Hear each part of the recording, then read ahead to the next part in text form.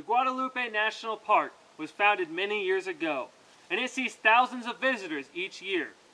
But none of it would be possible if it weren't for one man, and this is his story.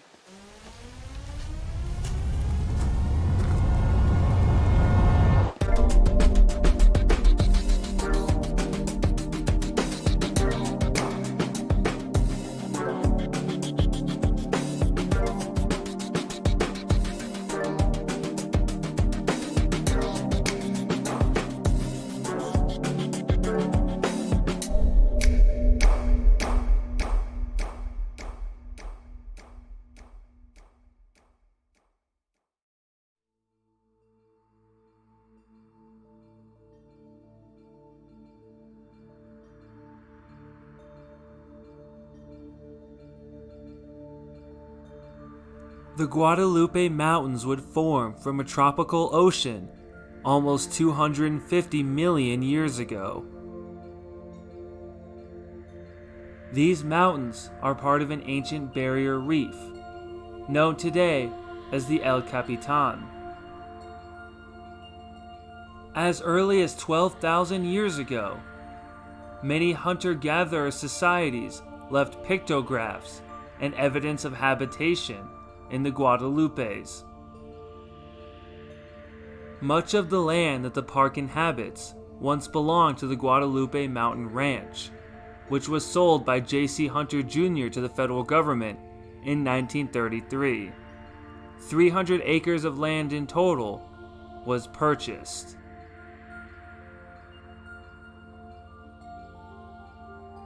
The park would see major expansions later on, thanks to the help of Wallace Pratt, a petroleum geologist.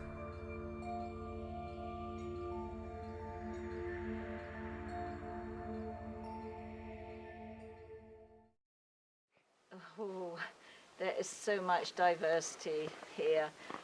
It's a small park, it's not especially well known, but those visitors that do come here, they just are blown away by the diversity of the trails, the history, the human history. There's so much here, and then of course we have the plant life and the animals, these unique trees, these ponderosa, the madrone trees. That this is the highest point north they can survive. And there's always plenty of wildlife here too. What can you tell me about the Pratt cabin? The cabin? Well, the cabin is the reason we're stood here today. It's beautiful. It was built by a geologist named Wallace Pratt, who came here in the early 20s and was shown the land. And in the 1930s, he built this cabin for a vacation home. He lived and worked in Houston and wanted somewhere to escape the heat and humidity so that he could come here. So he had this built. It was Depression years, so it was cheap labor. It took him a year to build it. And the ultimate goal was to retire here, but that didn't happen because we're prone to flash flooding here, and the route in is across the wash 7 times. And so one time they got trapped and they realized it just wasn't going to be practical to live here. So they ended up building another property at the mouth of the canyon, but they continued to use this until the early 60s. And then they retired, and at that point he donated this cabin and a big parcel of the land to the government on the basis it would be made into a national park. So it's due to Wallace Pratt that we're stood here today. Oh, that's incredible. Yeah. What can you tell me about the unique plant life that's in the national park? Well, certainly I've told you about the madrone tree, and then we have a desert environment with the cactus down at this level, and then you can climb 2,000 feet and get up onto the ridges, and there's a vast network of trails up there and a whole other different sort of plant life. So you've got your pine trees, you've got big open meadows, a whole ranch of things. So yeah. It is beautiful out here. We are on the McKittrick Trail. McKittrick Trail. There's a canyon that we're heading to. It'll be very, very pretty. It'll be a very, very beautiful place. This is the McKittrick Canyon. Very beautiful part of the Gudalupe National Park area. Very tranquil place. We're gonna continue hiking on, see what else there is in store. We're continuing down the trail, and in this really beautiful little spot here, we found this tree, and this tree has people's names carved on it. Look at that. That is so cool. 2018, huh? Man, what an incredible place.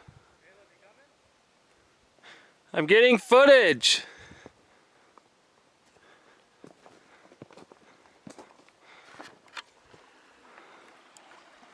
Another cool little creek right here.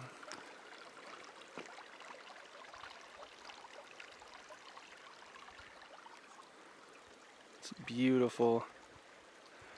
Such an amazing place. Look at that view. We are now beginning our descent into the valley. The imposing mountains surrounding us. It is quite beautiful. So this is the Pratt Lodge. Pretty cool little area. The door back here has a bunch of handprints on it, so you know, fitting in with the spooky season. Wait, Halloween was yesterday, wasn't it? Yep. Well, you know, spooky season still. It's always Spooktober in this house. Very true.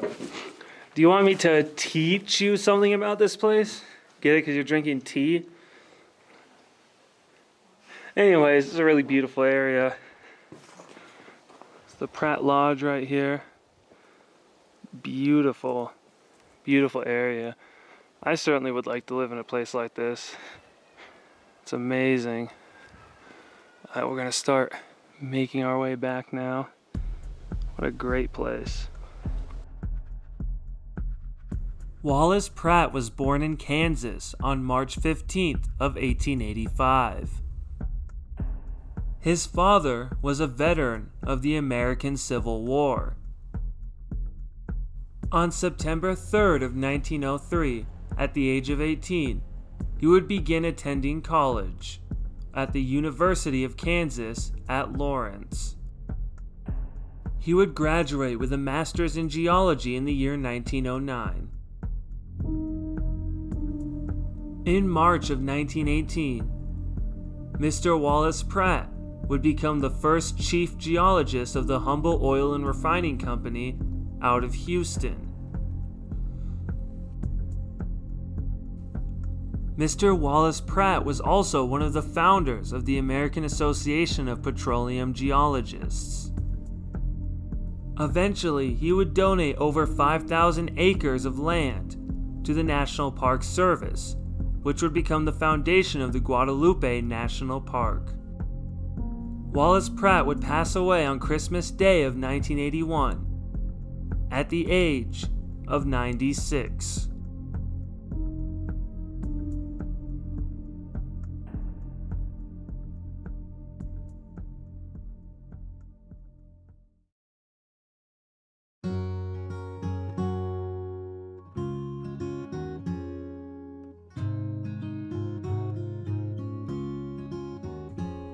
The Gudalupe National Park is an absolutely beautiful place, and the Pratt Lodge is an incredible location. And now, it will never be The beagle down forgotten. the street, he's never on a leash.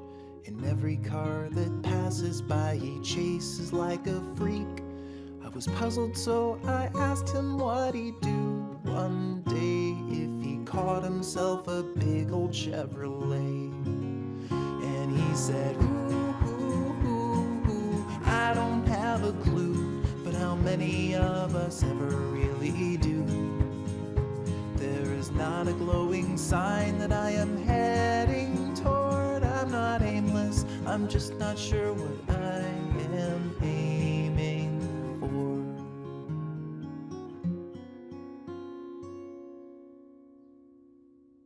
My stupid little cat thinks her tail is a rat. She chases it in circles till she sputters out of gas. I told her it's impossible to catch that tail, that no matter what she does, she'll always fail.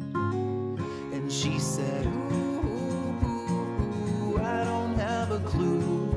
Maybe what you're telling me is true. But how am I supposed to know if I don't explore? I'm not aimless, I'm just not sure what I am aiming for. I'm gonna do it better. Oh yeah. That's right. You- This stance. Check out this stance. That's the real photographer stance right there. Yeah. Don't you? How dare you?